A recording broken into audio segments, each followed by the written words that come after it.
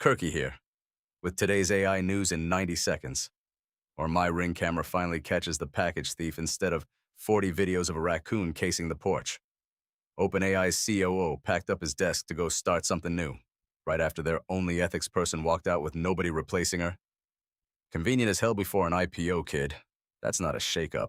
That's the crew jumping ship while the captain's still up top selling tickets.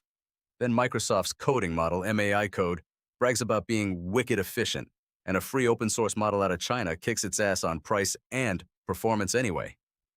Kinda why we built flatclaw.org, kid.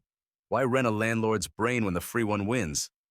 Anthropic signs a $9 billion 20-year lease with a Bitcoin mining company for power. Guess crypto lost so much damn money on fake coins it's your landlord now too.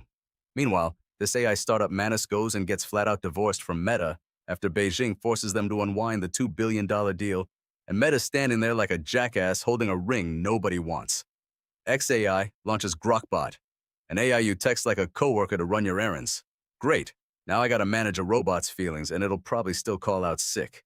Anthropic's also slapping invisible watermarks on everything Claude writes now, so relax. Big tech's just fingerprinting your breakup text for no goddamn reason you're allowed to know. This is Kirkie, your AI news guy, reporting live from OpenAI's ethics department, which is now one empty chair, a dead plant, and a post-it that just says, "Good luck."